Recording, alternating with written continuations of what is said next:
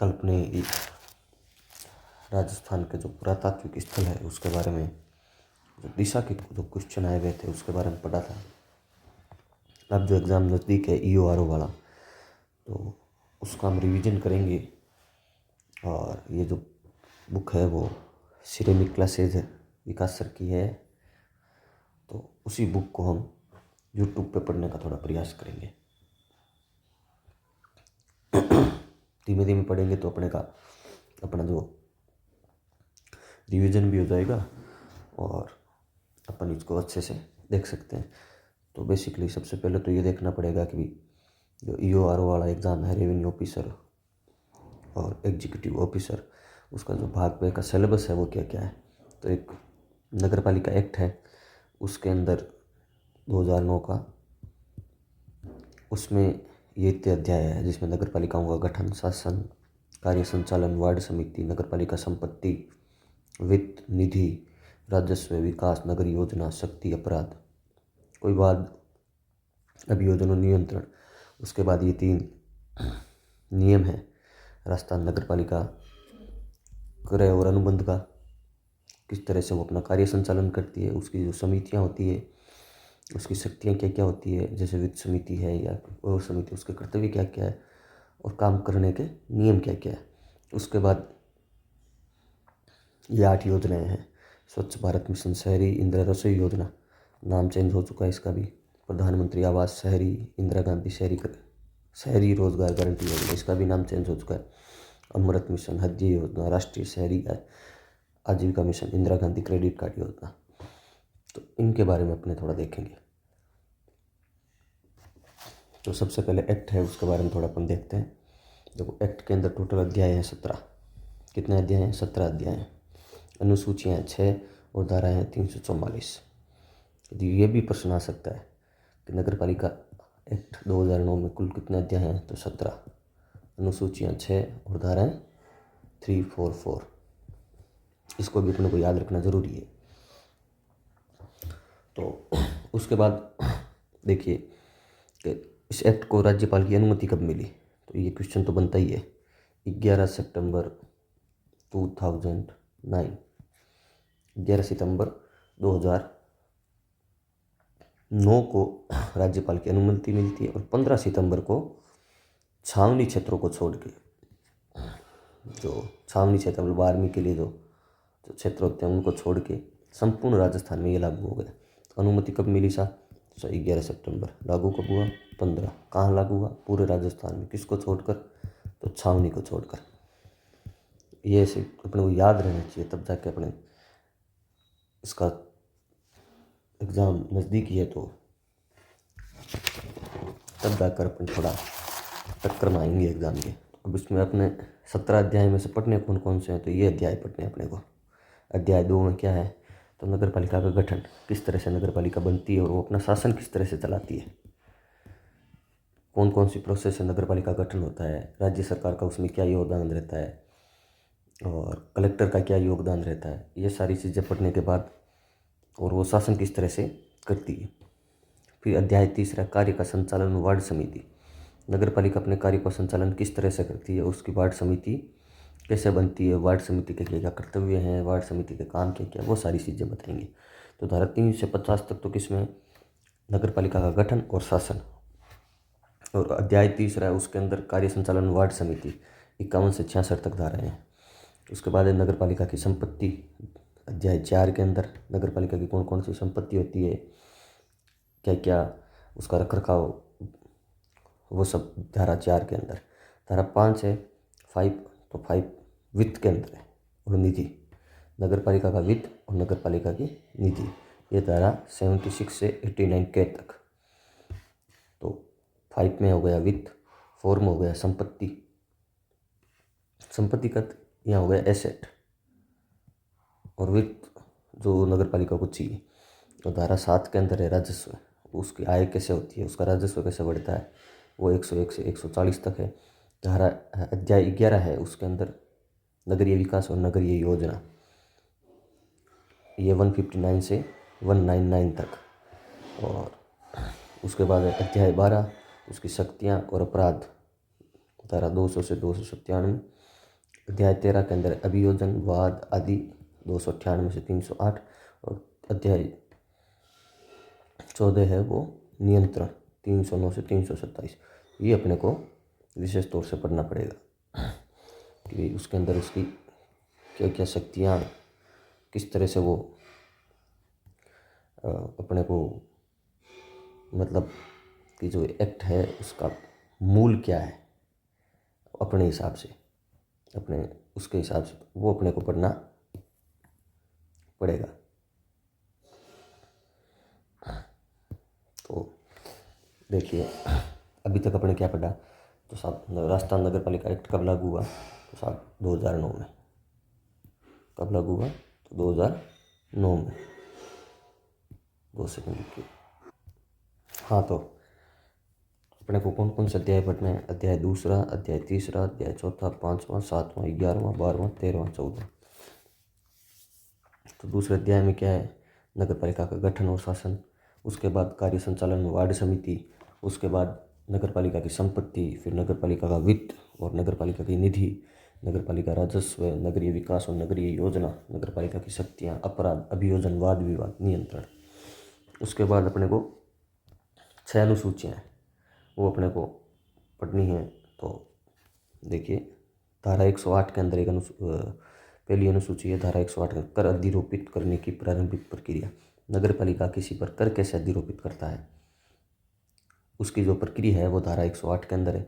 फिर 117 के अंदर है सूचना का प्रारूप, किसी भी प्रकार की नगर पालिका सूचना देती है तो उसका प्रारूप क्या है, वो अनुसूची 2 और 3 के अंदर है। फिर मांग का नोटिस सूची 4 के अंदर, जैसे 1, 3, 4 130 है तो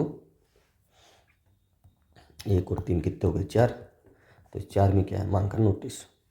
5 है वारंट का प्रारूप, तो 131 धारा, तो 1, 3, 4, 1, 5। तो वारंट का प्रारूप कौन सी अनुसूची है, 5वीं।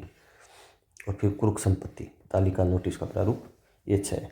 थोड़े इसके शब्द कठिन जरूर हो सकते हैं, लेकिन जो पिछला एग्ज़ाम था उसके अंदर भी अपने को बस समझना था, उसके बाद EORO के जो क्वेश्चन थे वो हल हो जाते थे। अपनी भाषा में समझने का प्रयास करेंगे। और कोई भी स्थानीय क्षेत्र है उसको नगर पालिका जो घोषित करता है उसके बारे में 19/2/2021 को एक अधिसूचना जारी हुई। उसका जो रूल रेगुलेशन है वो क्या है देख लेते। 4 भागों में रूल रेगुलेशन है इसका। जो प्रमुख है उसके अंदर ही अपने को देखना है, बाकी तो बेहद कम पूछे जाते हैं। यह है क्षेत्र की जनसंख्या। नगर पालिका क्षेत्र होता है उसकी जनसंख्या कितनी होती है, तो साहब 10,000 या उससे अधिक, 10,000 या अधिक। नगर परिषद तो साहब 1 लाख, किंतु 5 लाख से कम। 1 से तो ज़्यादा होगी, 5 से कम होगी। लेकिन ये दोनों ही अगर मान लो शर्तें नहीं लग रही है, लेकिन वो जिला मुख्यालय, तब भी नगर पालिका नगर परिषद बनाई जा सकती है। और नगर निगम तो साहब 5 लाख से अधिक या संभाग का मुख्यालय होना चाहिए। ठीक है, तो नगर पालिका के लिए जनसंख्या कितनी होनी चाहिए, तो साहब 10,000। नगर परिषद के लिए तो साहब 1 लाख और 5 लाख दोनों के बीच में होनी चाहिए। 1 लाख से कम नहीं होनी चाहिए, 5 लाख से अधिक नहीं होनी चाहिए। लेकिन अगर ये दोनों शर्तें नहीं मान रहे हैं, लेकिन फिर भी अगर वो जिला मुख्यालय है तो अपने उसको नगर परिषद बना सकते हैं। और नगर निगम में ये संभाग मुख्यालय हो जाता है। बाकी देख लें, जनसंख्या घनत्व में 200 व्यक्ति प्रति वर्ग किलोमीटर या अधिक, और इसके अंदर 500 और इसके अंदर 1000। और आय 10 रुपये प्रति व्यक्ति, औसत प्रति व्यक्ति आय 10 रुपये, 200 और 500। कृषि के अलावा कार्यों में भागीदारी 10% या अधिक, इसमें 25%, इसमें 50। हालांकि ये तीनों बेहद कम पूछते हैं अपने को। क्षेत्र की जनसंख्या और मेन मुख्य ये याद रखना है, जिला मुख्यालय, संभाग मुख्यालय। वाकथन दे दिया जाएगा, किसी भी क्षेत्र को नगर परिषद बना सकते हैं। उसकी जनसंख्या या फिर जिला मुख्यालय होने पर जनसंख्या इतनी, 2 लाख होने पर जनसंख्या, ऐसे करके फिर उसके अंदर नीचे बता सकते हैं A व B दोनों या B A व C। इस प्रकार के क्वेश्चन बन सकते हैं। तो अपने को ये चीज़ ज़रूर याद रखनी चाहिए। उसके बाद अपना आगे चलते हैं। अब सीधा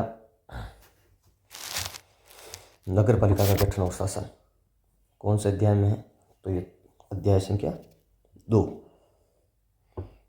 इसमें अपने को धारा 3 से 5 तक पढ़नी। अध्याय 2 ये लिखा हुआ है चैप्टर 2। धारा 3 क्या है वो देखो, नगर पालिका का परिसीमन। परिसीमन अपन पढ़ते हैं, इंडियन पॉलिटी में पढ़ते हैं। परिसीमन होता है और उसके बाद वो तय होता है कितनी सीटें होंगी, कैसे चुनाव होगा। तो इस सीटों का निर्धारण करने के लिए बेसिक रूप से तो देखो, राज्य सरकार राजपत्र में प्रकाशित अधिसूचना द्वारा किसी भी स्थानीय क्षेत्र को नगर पालिका घोषित कर सकेगी। घोषित कौन करती है फिर? नगर पालिका। इसका मतलब वो है राज्य सरकार। एक पहला प्रश्न तो यहीं से बन गया। नगर पालिका में शामिल कर सकेगी। जैसे मान लो ये नगर पालिका है और ये दूसरा क्षेत्र है, तो ये मान लो नगर पालिका है, ये कोई आसपास का संक्रमणशाली क्षेत्र है, मान लो ये नगर पालिका बनने योग्य, तो इस क्षेत्र को इसके अंदर शामिल भी कर सकेगी। नगर पालिका से अपवर्जित कर सकेगी, मतलब हटा सकेगी। ये बड़ी नगर पालिका है, इसमें से ये क्षेत्र इनको लगता है नगर पालिका के योग्य नहीं है, ये इंडस्ट्रियल एरिया है, इसको नगर पालिका से हटाना चाहिए, तो इस क्षेत्र को भी हटा सकेगी। लेकिन कैसे? राजपत्र में सूचना प्रकाशित होनी चाहिए। नगर पालिका की सीमाओं में परिवर्तन कर सकेगी।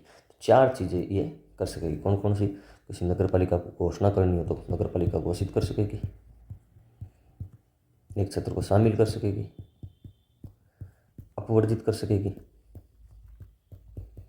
उसकी सीमाओं में परिवर्तन।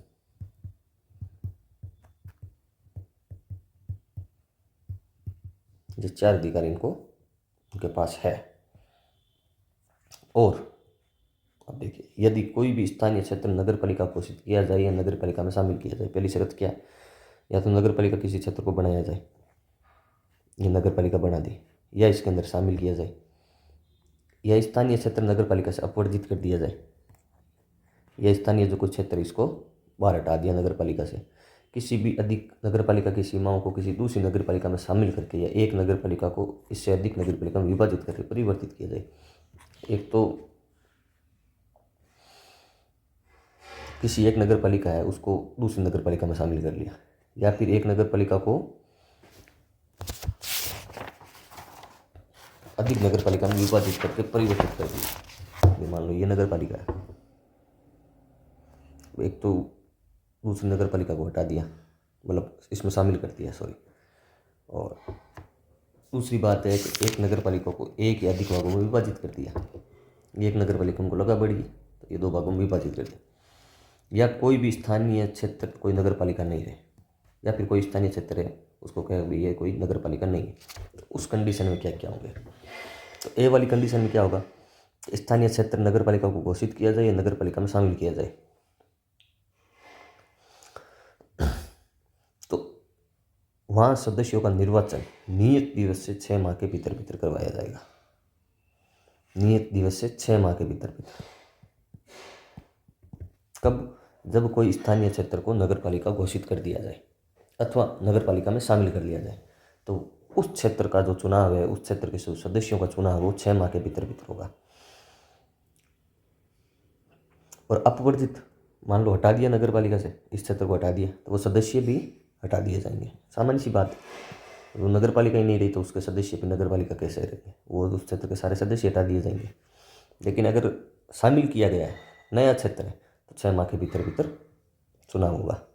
तीसरा क्या है? किसी एक नगर पालिका की सीमाओं को किसी दूसरी नगर पालिका में शामिल करके या एक नगर पालिका को इससे अधिक नगर पालिका में विभाजित कर दिया जाए, तो परिस्थिति के अंदर, उस परिस्थिति के अंदर क्या किया जाएगा?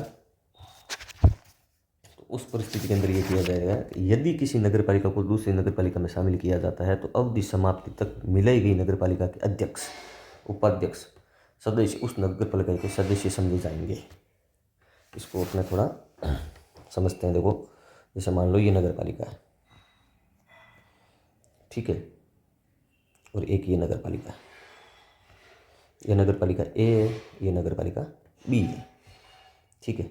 यदि किसी नगर पालिका को दूसरी नगर पालिका में शामिल किया जाता है, मान लो ए नगर पालिका को अपने बी में शामिल किया, तो ये नगर पालिका पूरी बी कहलाई। उसके बाद का जो इसका प्रारूप होगा वो तो बी होगा, नगर पालिका बी, उसमें शामिल ए हुई। तो ए के अध्यक्ष और उपाध्यक्ष और सदस्य, ये तीनों क्या कहलाएंगे इस बी नगर पालिका में? तो उसके सदस्य होंगे। ऐसा नहीं है कि अध्यक्ष जाके वहाँ उपाध्यक्ष बन जाएगा, ऐसा सिस्टम नहीं है। अगर जिस नगर पालिका, जो नगर पालिका शामिल हो रही है, उसके अध्यक्ष, उपाध्यक्ष और सदस्य क्या कहलाए जाएंगे?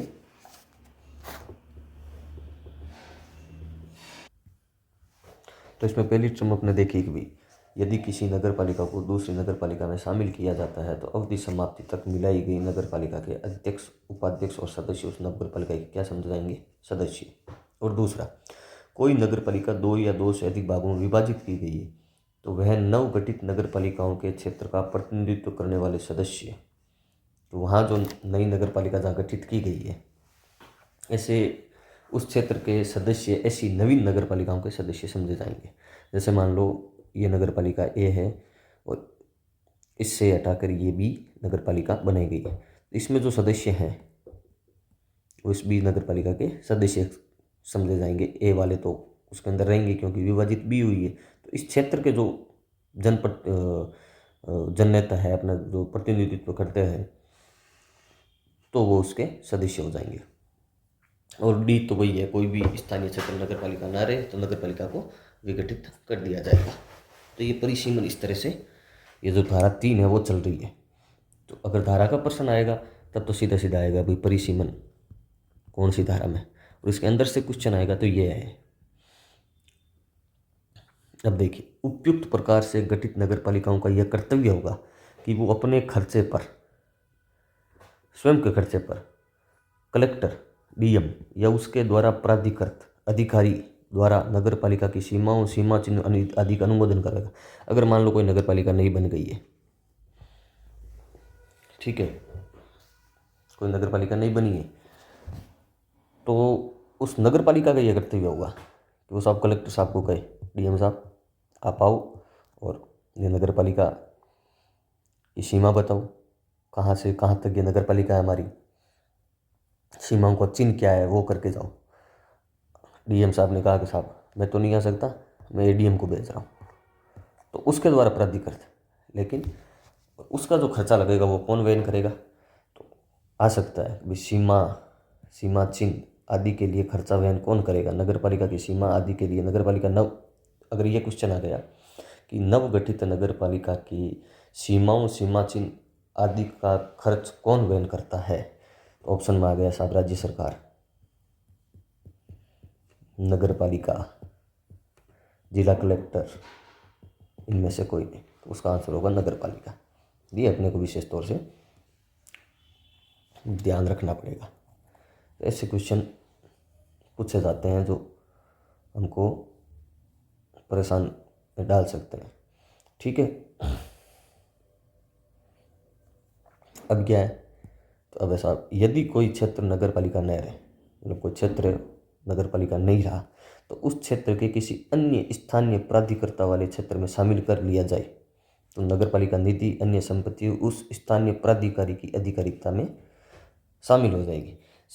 सिंपल सी बात है, भी कोई नगर पालिका नहीं है, अगर उसमें दूसरे में शामिल कर लिया गया है किसी प्राधिकारी को, प्राधिकरण जैसे जेडीए वगैरह होता है, तो अगर उसमें शामिल कर लिया है तो नगर पालिका की जो एसेट है, संपत्ति है, वो उसके अंदर शामिल हो जाएगा। उसके बाद किसी स्थानीय क्षेत्र को एक नगर पालिका से वर्जित करके दूसरी नगर पालिका में शामिल कर लिया जाए तो राज्य सरकार दोनों नगर पालिकाओं से परामर्श कर किसी एक नगर पालिका में नगर पालिका निधि, अन्य संपत्ति अधिकार शामिल कर देगी। क्या कह रहे हैं, किसी स्थानीय क्षेत्र, कोई स्थानीय क्षेत्र है उसको नगर पालिका से वर्जित करके दूसरी नगर पालिका में शामिल किया। जैसे मान लो ये 2 नगर पालिका है, इस क्षेत्र को हटाकर इस क्षेत्र में शामिल किया गया। ये कह रहा है किसी स्थानीय क्षेत्र को एक नगर पालिका से वर्जित करके दूसरी नगर, वर्जित का मतलब हटाना, वर्जित करके दूसरी नगर पालिका में शामिल कर लिया जाए तो राज्य सरकार दोनों नगर पालिकाओं से परामर्श करेगी। तो राज्य सरकार क्या करेगी सब, इससे भी पूछेगी और इससे भी पूछेगी। किसी एक नगर पालिका में नगर पालिका निधि, अन्य संपत्ति और अधिकार शामिल कर देगी। फिर पूछेगी साहब इसको हटाया है तो क्या करना चाहिए? तो जिसके अंदर जो शामिल किया जाता है उसके अंदर उसकी निधि, संपत्ति वो अधिकार शामिल कर देगी परामर्श करके। फिर है, यदि कोई आवास गृह, विनिर्माणशाला, फैक्ट्री मतलब जो मैन्युफैक्चरिंग का, उत्पादन का काम करती है, गोदाम, वेयरहाउस, उद्योग, कारोबार का स्थान 2 या 2 से अधिक समीपस्थ नगर पालिका क्षेत्रों के सीमाओं के भीतर स्थित हो तो राज्य सरकार अधिसूचना द्वारा इन सब का नगर पालिका क्षेत्र घोषित कर सकती है। जैसे मान लो ये एक नगर पालिका है, ये दूसरी नगर पालिका है, और इस सीमा के पास ही मान लो वेयर हाउस का गोदाम है, कोई फैक्ट्री है, कोई आवास गृह है, तो इसके अंदर विवाद ना हो, इस वजह से इन दोनों से पूछेगी। उसके बाद करेगी क्या, राज्य सरकार करेगा। कौन, राज्य सरकार। कैसे करेगा, तो सब अधिसूचना से। वहाँ क्वेश्चन आएंगे, कौन करेगा, जिला कलेक्टर करेगा, नगर पालिका खुद करेगी, न्यायालय तय करेगा, ऐसा नहीं होगा। राज्य सरकार करेगी, नोटिफिकेशन अधिसूचना निकालेगी और फिर उसको तय कर देगी कि ये इसमें रहा है। तो ये इसके प्रमुख प्रमुख बातें अपने पढ़ी। ठीक है। 7वां पॉइंट इसमें क्या है, जब किसी स्थानीय क्षेत्र को किसी नगर पालिका में सम्मिलित कर लिया जाए तो शामिल किए गए क्षेत्र में संपूर्ण नियम व आदेश लागू होंगे जो पूर्ववर्त नगर पालिका में लागू थे। वही अपने कोई क्षेत्र है, उसको अपने नगर पालिका में शामिल किया है तो उस नगर पालिका के सारे नियम उसमें लागू होंगे।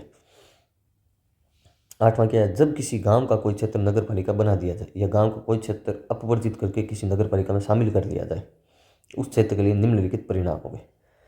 कोई गांव है, उसका कोई क्षेत्र है, उसको नगर पालिका बना दिया, या कोई गांव का कोई क्षेत्र गांव से अपवर्जित करके किसी नगर पालिका में, एक तो ये गांव है, इसको नगर पालिका बना दिया, ये गांव है, इस क्षेत्र को नगर पालिका बना दिया, ये शामिल कर लिया गया, तब क्या क्या होगा, वह क्षेत्र गांव नहीं रहेगा, सामान्य सी बात है।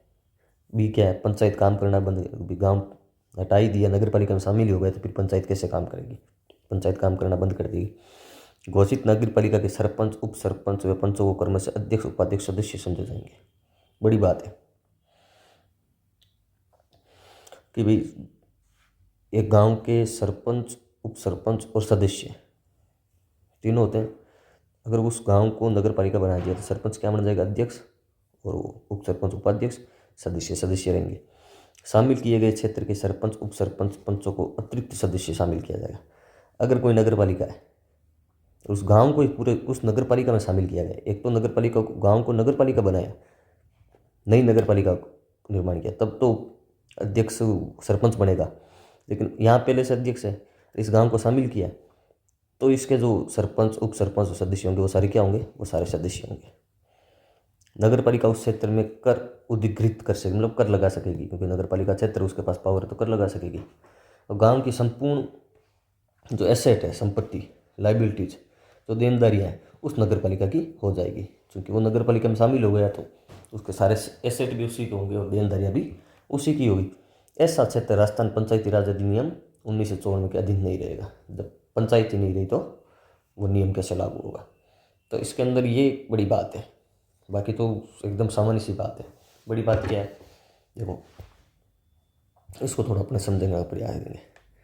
ये मान लो कोई गांव है, इस गांव में दो चीज़ें हो सकती है, क्या क्या,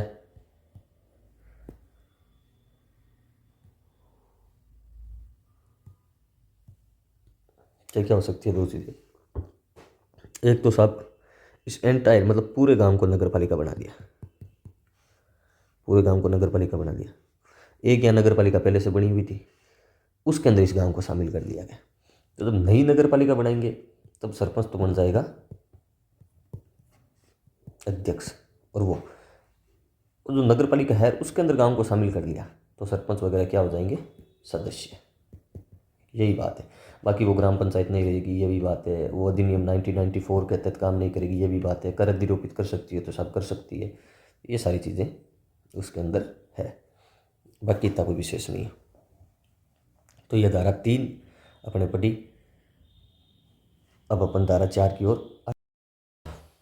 तो धारा 4 जो है, 3 हमने पढ़ा परिसीमन, और 4 जो धारा है वो है नगर पालिका बोर्ड को अधिनियम के ऐसे उपबंधों को प्रवर्तन लागू से छूट देने की शक्ति जो उसके लिए अनुपयुक्त न हो। इसके बारे में अपने ये समझ सकते हैं कि मान लो किसी नगर पालिका को नया नया अभी बनाया ही है, तो हर नगर पालिका के अपने एक रूल रेगुलेशन होते हैं। लेकिन अब जब नई नगर पालिका बनाई है तो उस नगर पालिका में कोई बिल्डिंग नहीं है, या फिर कोई बिल्डिंग बनी है तो उस पर भी कर ले नहीं सकते, उसकी वैसी परिस्थिति नहीं है। उसके लिए जो छूट देने का प्रावधान है कि हाँ भाई ये जो नगर पालिका के कुछ कोई कानून नियम है उस पर लागू नहीं होंगे, तो वो धारा 4 में है। इसमें क्या लिखा हुआ है, राज्य सरकार अधिसूचना द्वारा लेखबद्ध कारणों से, कारणों को बताना पड़ेगा, इन कारणों से ये जो अधिनियम है नगर पालिका बोर्ड एक्ट 2009 के, वो उपबंध इस पर लागू करने की छूट दी जा सकती है। जो कि उसके लिए अनुपयुक्त हो। भाई कोई ऐसा रूल है जो नगर पालिका एक्ट के अंदर तो है, लेकिन उस क्षेत्र की जो नई नगर पालिका बनी है उसके अंदर वो रूल लागू नहीं हो सकता, तो इसके लिए छूट दी जा सकती है। लेकिन ये अधिसूचना तब तक लागू रहेगी जब तक उसके लिए सुसंगत नियम न बन जाए। भाई नई जो नगर पालिका उसके लिए नियम तो बनाने पड़ेंगे। ये अधिसूचना तब तक ही लागू रहेगी जब तक राज्य सरकार इस अधिनियम के उपबंधों को सुसंगत नियम न बना। तो ये उपबंधों में छूट का प्रावधान है। धारा 4। धारा 5, नगर पालिका की स्थापना। नगर पालिका की स्थापना करते समय किन बातों क्या क्या बातें होनी चाहिए? तो 3 चीज़ें हैं। शाश्वत उत्तराधिकार। भाई ऐसा नहीं है कि नगर पालिका एक बार बन गई तो बस वो जब भी जो सदस्य है वो स्थायी है। स्थायी ऐसा कुछ नहीं, वो नगर पालिका रहेगी, उत्तराधिकार हस्तांतरित होते रहेंगे। उत्तराधिकार है वो एक से दूसरे के पास जाते रहेंगे। टेन्योर होता है नगर पालिका का, तो कभी कोई अध्यक्ष बना, कोई कभी अध्यक्ष बना, तो इस प्रकार उत्तराधिकार है वो हस्तांतरित होते रहेंगे। शाश्वत उत्तराधिकार होंगे जो खत्म नहीं होंगे। सामान्य मोहर होगी। निगमित निकाय होगा, मतलब अब नगर पालिका एक लीगल बॉडी बन चुकी है, तो केस भी चलेंगे नगर पालिका के खिलाफ, और नगर पालिका किसी के खिलाफ वाद भी दायर कर सकती है। तो निगमित निकाय, ये तीनों चीज़ें उसके अंदर होगी। प्रश्न बन सकता है कि नगर पालिका की स्थापना के समय जरूरी बिंदु कौन कौन से हैं? तो उसके अंदर फिर शाश्वत अधिकार, सामान्य मोहर, निगमित निकाय जैसे ये तीनों ऑप्शन दे दिए, चौथा दे दिया उपरोक्त सभी, या फिर दे दिए इनमें से कोई। तो ऐसे करके कोई क्वेश्चन बन सकता है। ये तीनों का एक ही है, ट्रांजेंशनल एरिया, संक्रमण चल क्षेत्र, स्मॉल अर्बन एरिया में नगर परिषद, और वृहत नगरीय क्षेत्र में नगर निगम, तीनों के अंदर यही है। अब देखो ये 2 महत्वपूर्ण पॉइंट है, ये अपने को ध्यान रखना है। यदि राज्यपाल अधिसूचना द्वारा किसी क्षेत्र को औद्योगिक नगरी के रूप में निर्दिष्ट कर दे तो वहाँ नगर पालिका की स्थापना नहीं होगी। मतलब ये मान लो कोई नगर पालिका है और इतना क्षेत्र में उद्योग की जो मशीनरी है वो ज़्यादा है। अब राज्यपाल कहते अधिसूचना निकाल दी कि साहब ये औद्योगिक क्षेत्र है, यहाँ नगर पालिका की स्थापना नहीं होगी, तो इस औद्योगिक क्षेत्र को वो राज्यपाल अपनी नगर पालिका से बाहर कर सकता है। कर कौन सकता है? राज्यपाल। प्रश्न आएगा कि भाई औद्योगिक क्षेत्र बनाने का अधिकार किसको है? औद्योगिक नगरी के रूप में निर्दिष्ट करने का, औद्योगिक नगरी के रूप में बनाने का अधिकार किसको है? तो वहाँ आएगा ऑप्शन में राज्य सरकार, राज्यपाल, डीएम, ऐसे करके ऑप्शन आएगा। मुख्य सचिव, कुछ भी दे सकते हैं, या फिर इसका विभाग का नाम दे सकते हैं, स्वायत्त शासन विभाग। तो उसमें राज्यपाल होगा, किसके माध्यम से? अधिसूचना। राज्य सरकार क्या क्या करती है इसको अपने एक बार लाइनर में कर लेंगे। राज्य सरकार क्या क्या कर सकती है और राज्यपाल क्या क्या कर सकता है। तो राज्य सरकार क्या कर सकती है कि राज्य सरकार किसी नगरीय क्षेत्र के सांस्कृतिक, ऐतिहासिक, पर्यटक आदि महत्व को ध्यान में रखते हुए ऐसे क्षेत्र को नगर पालिका से हटा सकेगी और वह विकास प्राधिकरण गठित कर सकेगी। मतलब अगर कोई क्षेत्र है, लग रहा है कि भाई यहाँ पर्यटन ज़्यादा है, सांस्कृतिक रूप से, ऐतिहासिक रूप से इसका इतिहास अलग है, तो वहाँ पे विकास प्राधिकरण बना सकेगी। जैसे अपने सुनते हैं जयपुर विकास प्राधिकरण, जोधपुर विकास प्राधिकरण, जेडी वगैरह, तो उस प्रकार से ये कर सकती है। तो ये 2 पॉइंट ध्यान में रखना। तो धारा 3 तो हो गई परिसीमन, धारा 4 हो गई उपबंधों में छूट, और धारा 5 हो गई स्थापना। अब साहब स्थापना कर दी तो इसकी संरचना क्या क्या होगी, कौन कौन इसके मेंबर होंगे वगैरह, ये संरचना का विषय है। उसको थोड़ा एडजस्ट कर लेते हैं। तो संरचना देखो, संरचना अपने को पता ही है, सदस्य होते हैं, अध्यक्ष होता है, ठीक है, और उपाध्यक्ष वगैरह तो आए गए उसको भी। तो ये 2 तो पता ही है। इनका प्रत्यक्ष निर्वाचन होता है। वार्ड कितने हो सकते हैं? तो 13 मिनिमम। बाकी राज्य सरकार समय समय पर करती रही, ये इसमें लिखा हुआ है। नगर पालिका के सभी स्थान वार्ड प्रत्यक्ष निर्वाचन द्वारा चुने गए व्यक्तियों से भरे जाएंगे।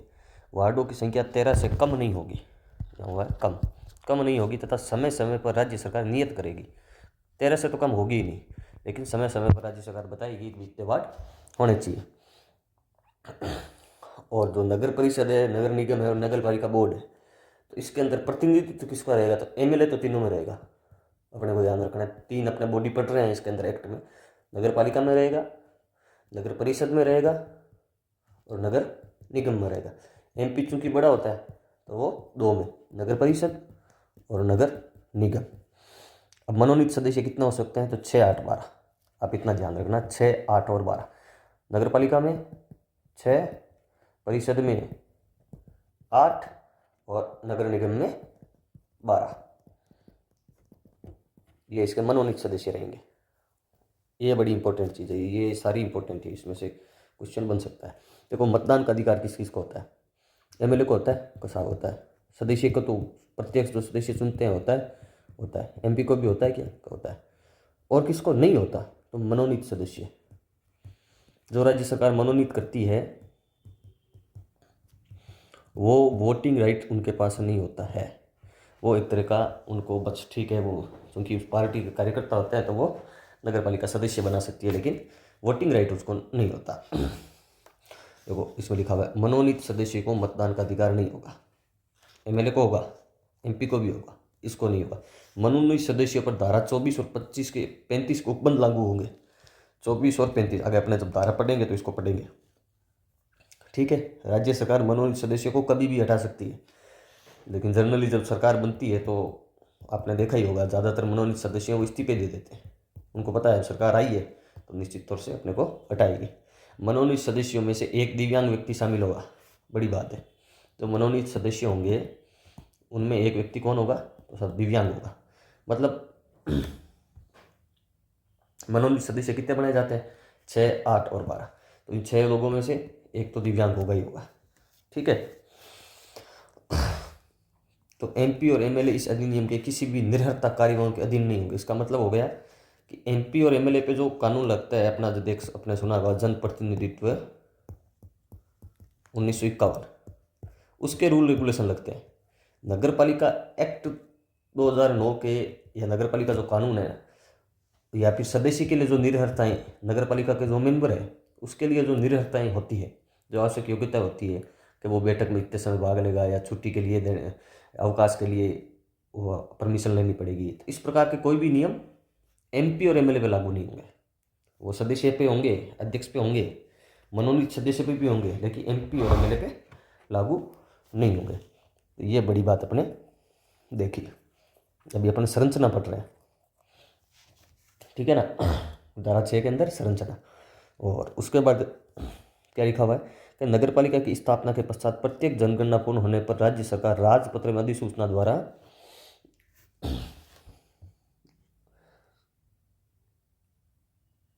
नगर पालिका की स्थापना के पश्चात प्रत्येक जनगणना पूर्ण होने के बाद राज्य सरकार राजपत्र में अधिसूचना द्वारा स्थानों की संख्या और वार्डों की जनसंख्या के आधार पर पुनः अवधारित करेगी। मतलब नए वार्ड बनाएगी जनसंख्या के आधार पर, लेकिन कब, प्रत्येक जनगणना पूर्ण होने पर। ठीक है, और आरक्षण देखिए, एससी और एसटी को जनसंख्या के अनुपात में आरक्षण दिया जाएगा। ठीक है, नगर पालिका की कुल जनसंख्या से एससी एसटी की जनसंख्या के अनुपात के अनुसार स्थानों की संख्या होगी। पिछड़े वर्ग का तो ये 50% माइनस एससी और एसटी की कुल जनसंख्या कितने परसेंट की है, तो लेकिन 21% से अधिक नहीं होगा। तो ये थोड़ा समझने की चीज़ है, इसको समझते हैं। देखो कि भी मान लो अगर किसी नगर पालिका क्षेत्र में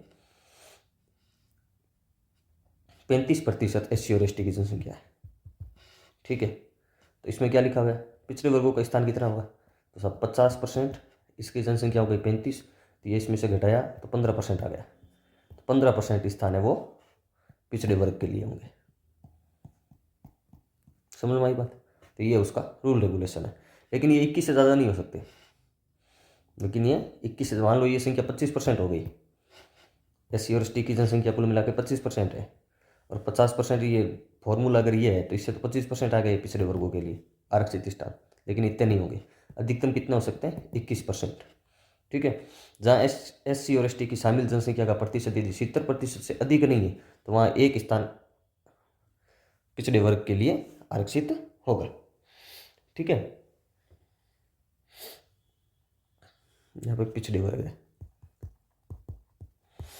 जहाँ SC और ST 70% से अधिक नहीं है तो वहाँ एक स्थान आरक्षित होगा। SC और ST पिछड़े वर्गों के आरक्षित स्थानों में से ही आधे स्थान इन्हीं वर्गों की महिलाओं के लिए रहेंगे। मतलब ये तो सामान्य सी बात है, क्या समझना है इसके अंदर। तो महिलाओं को जो 50% रिजर्वेशन है तो इसमें भी होगा, SC ST में भी होगा, लेकिन उसी वर्ग की महिला, जिस वार्ड में SC ST आई है उसी वर्ग की महिला का आरक्षण इसमें होगा। आगे, स्थानों की कुल संख्या में से आधे स्थान पर महिलाएं आरक्षित होगी, बता ही दिया था अभी। इनमें महिलाओं का आरक्षित स्थानों की संख्या भी शामिल है, SC ST पिछड़े वर्ग की महिला सीट। ठीक है, तो इसमें शामिल है ये SC की महिला, ST की महिला। ऐसा नहीं है कि भाई इसके अलावा महिलाओं का स्थान आरक्षित होगा। इसी वर्ग की महिलाएं उस 50% में शामिल है जो आरक्षण दिया गया है। अब है पदावधि। धारा 7 क्या है? प्रथम बैठक की नियत तारीख से 5 वर्ष तक कार्यकाल का अपना कार्यकाल समझ सकते हैं कितना रहेगा। प्रथम बैठक के लिए नियत तारीख से 5 वर्ष तक। यदि कोई नगर पालिका पहले विघटित हो जाती है तो नवगठित नगर पालिका बचे हुए समय के लिए ही होगी। बचे हुए समय का मतलब यह है नगर पालिका टेन्योर होता है 5 साल। अब कोई 2 साल तक नगर पालिका चली, उसके बाद विघटित हो गई, नेक्स्ट जो चुनाव होगा, नेक्स्ट जो अध्यक्ष सदस्य सारे बनेंगे वो 3 साल के लिए होंगे। ये नहीं है कि 2 साल हो गए अब 5 साल के लिए बनेंगे, ऐसा कुछ नहीं होगा। प्रथम बैठक कब होगी? एक्चुअल ऐसा कुछ दिन नहीं लिखा हुआ, लेकिन यह है सामान्य निर्वाचन के तुरंत पश्चात नगर पालिका के निर्वाचित सदस्य की बैठक होगी। तो ये 7 नंबर हो गया पदावधि। अब धारा 8 क्या है? कि नगर पालिका शासन का नगर पालिका निहित होना। किसी भी नगर पालिका का नगर पालिका शासन, नगर पालिका बोर्ड, नगर परिषद, नगर निगम उनके अध्यक्षों के माध्यम से निहित होगा। मतलब इसका सर्वे सर्वा कौन होगा भाई? शासन का सर्वे सर्वा सब अध्यक्ष होगा। ठीक है, अब आ गया वार्डों का विभाजन। वार्डों का विभाजन में क्या है? चुनाव के लिए नगर पालिका में नियत कुल स्थानों की वार्डों की संख्या, वार्ड बराबर मतलब जितने सदस्य कुल संख्या, नियत कुल स्थानों की संख्या के बराबर वार्ड होंगे, सदस्य उतने वार्ड। ठीक है, प्रत्येक वार्ड का प्रतिनिधित्व उस वार्ड की जनसंख्या के आधार पर होगा। उसका अनुपात वही होगा जो नगर पालिका के स्थानों की कुल संख्या उसकी जनसंख्या के साथ है। सामान्य सी बात है। वार्ड का विभाजन यह है कि भाई कितने वार्ड होंगे तो साहब नगर पालिका के सदस्य कितने हैं, 30 है तो 30 वार्ड होंगे, उसके अनुपात में होगा। अब है वार्डों की अवधारणा। विभाजन के बाद अवधारणा। 9 में है विभाजन, 10 में अवधारणा। राज्य सरकार आदेश द्वारा निम्नलिखित तय करेगी। कौन करेगी? राज्य सरकार। क्या तय करेगी? देखो, वार्ड जिनमें प्रत्येक नगर पालिका को निर्वाचन के उद्देश्य के लिए विभाजित किया जाएगा। प्रत्येक वार्ड की सीमा, ये वार्ड है, इसकी सीमा कहाँ तक रहेगी, राज्य सरकार तय करेगी। SC ST पिछड़े वर्ग इन वर्गों की महिलाओं के लिए आरक्षित स्थानों की संख्या, ये भी राज्य सरकार तय करेगी। महिला उम्मीदवारों के लिए वार्डों की संख्या, ये भी राज्य सरकार तय करेगी। ठीक है, SC ST पिछड़े वर्गों के लिए और महिलाओं के लिए आरक्षित स्थानों का आवंटन चक्रानुक्रम, रोटेशन पर होगा। रोटेशन की पद्धति अपनाई जाएगी। किसके लिए? तो SC की सीट के लिए, ST के लिए और पिछड़े वर्गों के लिए और महिलाओं के लिए। ये ध्यान रख सकते हैं अपने। किस किस के लिए? महिला, SC ST और पिछड़े वर्ग के लिए रोटेशन में होगा। अब वार्डों का निर्धारण करते समय राज्य सरकार को क्या क्या चीज़ें ध्यान में रखेगी वो देखो। सभी वार्ड भौगोलिक रूप से जुड़े हो, जैसे ये 1 है तो ये यहाँ पे 2 3, ऐसा नहीं भी 1 के बाद सीधा यहाँ पे 16 नंबर वार्ड आ गया, ऐसा कुछ नहीं होगा। ST और SC के आरक्षित स्थानों का वितरण नगर पालिका के विभिन्न भागों में किया जाएगा जहाँ पर जनजातियों की जनसंख्या का अनुपात तुलनात्मक रूप से अधिक है। मतलब वार्डों का निर्धारण करते समय ये ध्यान रखा जाएगा जहाँ SC ST की जनसंख्या अधिक है वहीं उसके वार्ड वो सीट है वो SC ST के लिए निर्धारित हो। इस चीज़ का भी ध्यान रखा जाना चाहिए। अच्छा, बड़ी बात, वार्डों का संख्या का संख्यांकन है। नगर पालिका क्षेत्र के उत्तर पश्चिमी कोण से शुरू होगा। उत्तर पश्चिमी, north, south, east and west. यहाँ से उत्तर पश्चिम आया ना, यहाँ से नगर पालिका 1 नंबर 2 नंबर ऐसे करके वो वार्डों का निर्धारण शुरू करेगी। ठीक है, वार्डों के अवधारण से संबंधित आक्षेप का दर्ज कराने के लिए 7 दिन का समय दिया जाए। कितने दिन का? 7 दिन का समय। तो देखो इसके अंदर अपने प्रमुख जो बातें पढ़ी, इसमें क्या क्या है। तो राज्य सरकार द्वारा ये होता है, क्या क्या होता है तो साहब वार्ड की सीमा होती है, SC ST पिछड़े वर्ग महिलाओं की संख्या कितनी होगी, आरक्षित स्थानों की संख्या, महिला उम्मीदवारों के लिए वार्ड की संख्या कौन कौन सी होगी, किस आधार पे होगा, तो चक्रानुक्रम में होगा। भौगोलिक रूप से जुड़े होंगे, कहाँ जुड़े होंगे। SC ST को जो वार्ड अलॉट कहाँ किया जाएगा, जहाँ उनकी जनसंख्या अधिक है। और शुरुआत कहाँ से होगी, तो उत्तर पश्चिम कोण से शुरुआत होगी। और उसका जो अपनी ऑब्जेक्शन है वो कितने दिन के अंदर, 7 दिन का समय दिया जाएगा, उसके अंदर ऑब्जेक्शन लगाया जा सकता है। तो ये अपने 10 धाराएं हो गई। एक बार अपने इन 10 धाराओं को थोड़ा देखते हैं। देखो 10 धाराएं हो गई। तीसरी धारा में पढ़ा अपना परिसीमन पढ़ा। धारा 3 में क्या पढ़ा, तो साहब धारा 3 क्या है, परिसीमन। उसके बाद धारा 4 में क्या पढ़ा, धारा 4 में पढ़ा कि छूट, जो इसके कुछ नियम हैं, नगर पालिका जब बनती है तो छूट किस प्रकार से होगी, वो धारा 4 में पढ़ा। ठीक है। अब धारा 5 में, धारा 5 क्या पढ़ी, स्थापना। छूट कौन करेगा, तो साहब राज्य सरकार, बताया ना, राज्य सरकार करेगी जब तक सुसंगत नियम नहीं बन जाते। ठीक है। स्थापना, स्थापना में 3 चीजें प्रमुख होती है। कौन कौन सी, एक शाश्वत उत्तराधिकार, ये इसके शॉर्ट नोट्स भी मान सकते हैं आप। फिर क्या होगा, तो सामान्य मोहर होगी। ठीक है। फिर क्या होगा, तो निगमित निकाय होगा।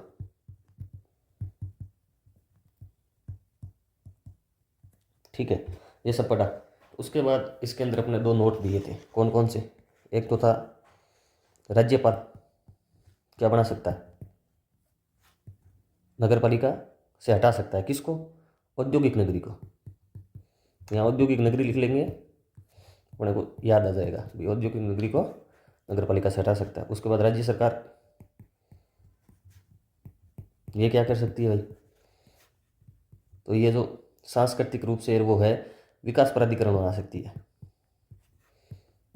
किसी भी नगर पालिका क्षेत्र को। प्राधिकरण किसको, जो सांस्कृतिक, ऐतिहासिक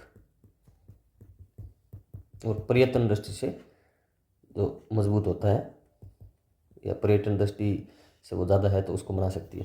ये धारा 5 में पढ़ा आपने। अब धारा 6 में स्थापना के बाद संरचना। संरचना में क्या क्या पढ़ा, सब संरचना तो सबको पता है कि सदस्य होते हैं, अध्यक्ष भी होता है।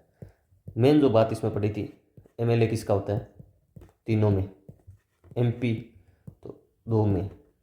वोटिंग का अधिकार तो इनके पास होता ही है, ये वोटिंग दे सकते हैं। दे कौन नहीं सकता, तो मनोनीत भी होता तो संरचना में ही है, लेकिन ये वोटिंग नहीं दे सकता। ये इतनी बात अपने इसके अंदर पढ़ी थी। दूसरी बात, MLA और MP पर वो योग्यता है, वो निरर्था की योग्यता वो लागू नहीं होगी। इतनी बात पढ़ी। ये धारा 6 हो गई। ठीक है। और उसके अंदर फिर संरचना में अपने आगे पढ़ा आरक्षण। तो SC ST को किस आधार पे मिलेगा, जनसंख्या के आधार पे। और पिछड़े वर्ग कह सकते हैं, यहाँ OBC नहीं लिखना अपने को, सिर्फ पिछड़े वर्ग लिखना है, बैकवर्ड क्लास। तो इसका क्या रहेगा ratio, 50% minus SC plus ST अपने पढ़ाई था, लेकिन 21% से अधिक नहीं। ये पढ़ा धारा 6 के अंदर। अब है धारा 7।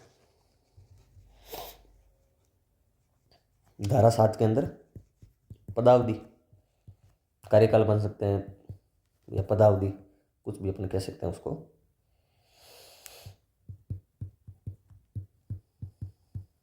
पदावधि शब्द ज़्यादा उचित है। तो 5 वर्ष कब से, प्रथम बैठक से। ठीक है। धारा 8 के अंदर क्या होगा, तो उसका नगर पालिका का शासन किस में निहित होगा, अध्यक्ष में। यह धारा 8 कह रही है। धारा 9 क्या कह रही है? वार्ड विभाजन कौन करेगा? तो ये तो राज्य सरकार के द्वारा ही होगा, लेकिन ये वार्डों का विभाजन होगा कुल संख्या के आधार पे। वार्ड का विभाजन कुल संख्या के आधार पर। कितने वार्ड होंगे? तो जितने स्थान होंगे नगर पालिका मेंबर के उतने ही वार्ड होंगे। ठीक है, नगर पालिका के नियत कुल स्थानों के आधार पर वार्डों का विभाजन होगा। अब धारा 10 क्या आ रहा है? वार्डों की अवधारणा। वार्डों की अवधारणा क्या क्या है? वार्ड किस प्रकार से तय होंगे, क्या होंगे, उसकी अपने बातें की थी। तो अपने कहा था कि राज्य सरकार होगा, वो करेगा सबसे पहले। तो इसमें प्रमुख बात जो अपने को ध्यान में रखनी है, तो एक तो कि वो सीमा का निर्धारण करेगा और भौगोलिक सीमा भौगोलिक रूप से जुड़े हुए होने चाहिए, और महिला, SC ST और पिछड़े ये सब किस आधार पे होंगे? तो रोटेशन के आधार पे। ठीक है, उसके बाद बड़ी बात क्या सुनी अपने, क्या पढ़ी? वार्डों का सीमांकन है वो कहाँ से होगा? उत्तर पश्चिम से।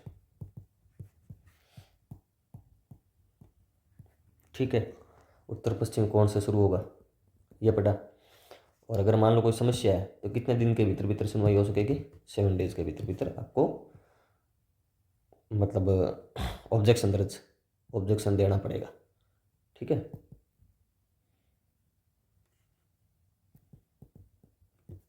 ये अपने धारा 10 तक पढ़ी थी। तो एक बार इसको शॉर्ट करके फिर देखते हैं अपने। ये देखो एक पेज के अंदर वो सारा आ गया। तो धारा 3 के अंदर तो अपने परिसीमन पढ़ा। परिसीमन का मतलब कि भाई वो राज्य सरकार है, वो अधिसूचना के माध्यम से किसी भी क्षेत्र को संक्रमणशील क्षेत्र है उसको नगर पालिका घोषित कर सकती है, नगर पालिका में शामिल कर सकती है, नगर पालिका से अपवर्जित है उसको हटा सकती है, फिर नगर पालिका में सीमाओं में परिवर्तन कर सकती है। तो उसके बाद होगा क्या? तो साहब नई नगर पालिका बनाई है तो 6 महीना के भीतर भीतर चुनाव करवाना चाहिए। जो अपवर्जित अगर नगर पालिका कर दी तो उसके सदस्य हटा दिए जाएंगे, और अगर किसी दूसरी नगर पालिका में शामिल कर लिया जाता है तो जो शामिल हुई नगर पालिका है तो उसके अध्यक्ष उपाध्यक्ष जो मान लो सरपंच वगैरह है वो सारे सदस्य कहलाएंगे। और किसी गांव है उस गांव को ही पूरी नगर पालिका बना दिया है तो उसके सरपंच तो अध्यक्ष हो जाएंगे और उप सरपंच है वो उपाध्यक्ष हो जाएंगे। इस तरह से हमने पढ़ा। उसके बाद पढ़ा कभी कलेक्टर वो अपने खर्चे पे नहीं, नगर पालिका वो अपने खर्चे पे कलेक्टर को कहेगा कि भाई हमारी सीमा चिन्ह आदि बनाओ, तो कलेक्टर या तो कलेक्टर खुद बनाएगा, नहीं तो कौन आ गया? कलेक्टर द्वारा प्राधिकृत आदमी आएगा। ये सारी बातें अपने को पढ़ी। ये भी पढ़ा कि भाई उसकी जो निधि है, संपत्ति है, वो सारी नगर पालिका दूसरी नगर पालिका में चली जाएगी, क्योंकि ये तो सामान्य सी जो बातें हैं वो है। हाँ, एक बीच में ये पढ़ा कि जो आवास गृह है, मान लो फैक्ट्री है, गोदाम है, तो वो जो स्थान है दोनों नगर पालिकाओं के समीप है, तो उसका निर्धारण कौन करेगा? तो राज्य सरकार अधिसूचना के माध्यम से करेगी। ये अपने इसमें पढ़ लिया वो परिसीमन वाला। उसके बाद अपने पढ़ा छूट तो सब भाई साहब नगर पालिका एक्ट के जो नियम है, तो नई नगर पालिका बनी है तो उस पर वो धारा 4 के अंदर उसके अंदर वो छूट दे सकता है। फिर उसकी स्थापना पड़ी, स्थापना के अंदर 3 महत्वपूर्ण पॉइंट पढ़े। शाश्वत उत्तराधिकार पढ़ा, सामान्य मोहर, निगमित निकाय होगा, राज्यपाल औद्योगिक नगरी को नगर पालिका हटा सकता है नगर पालिका से, राज्य सरकार है वो विकास प्राधिकरण का गठन कर सकती है ऐतिहासिक, सामाजिक, सांस्कृतिक, ऐतिहासिक और पर्यटन की दृष्टि से। उसके बाद ने संरचना पढ़ी, तो उसमें संरचना में पढ़ा कोई अध्यक्ष सदस्य ये तो होते ही है, MLA MP भी होते हैं। MLA किस में होता है? तो 3 में होता है, MP 2 में होता है। मनोनीत सदस्य वोटिंग राइट नहीं रखते हैं, ये वोटिंग राइट रखते हैं। MP और MLA पे जो नगर पालिका एक्ट 2009 की निर्भरताएँ हैं, सदस्य की जो निर्भरताएँ हैं वो लागू नहीं होगी। आरक्षण होगा SC ST को जनसंख्या के अनुपात में आरक्षण मिलेगा, पिछड़े वर्गों को 50% माइनस SC और ST की जनसंख्या के अनुसार, लेकिन 21% से अधिक। फिर धारा 7 पढ़ी, उसके अंदर पदावधि तो 5 वर्ष से अधिक, प्रथम बैठक से 5 वर्ष तक। फिर नगर पालिका का शासन, अध्यक्ष में नहीं होगा। फिर वार्ड का विभाजन, जो नगर पालिका के स्थान है उसके अनुरूप होगा। फिर वार्डों की अवधारणा है तो राज्य सरकार तय करेगी। सीमा भौगोलिक रूप से वार्ड जुड़े हुए हों, महिला, SC ST पिछड़े, ये इन सबका रोटेशन के आधार पर होगा। सीमांकन है वो उत्तर पश्चिम कोण से होगा, जिसका आक्षेप है वो 7 दिन के अंदर लगाया जा सकता है। ये धारा 3 से लेकर 10 तक अपने 7 धाराएं पढ़ी, इनको अच्छे से याद कीजिए। फिर 11 से लेकर 20 धारा तक अपने पढ़ेंगे। तो इस प्रकार से अपने को पढ़ेंगे तो अपना ये अपने कोर्स हो जाएगा। मैं चाहूँगा जल्दी अपने इसको करें, हर दिन 2-3 वीडियो लाने का प्रयास करूँगा। Thank you. बाकी दिशा के जिसका जो फर्स्ट पेपर है GK का, उसके अंदर अपन दिशा के सारे क्वेश्चन करेंगे, वो भी अब रेगुलरली आने शुरू हो जाएंगे। बहुत बहुत धन्यवाद।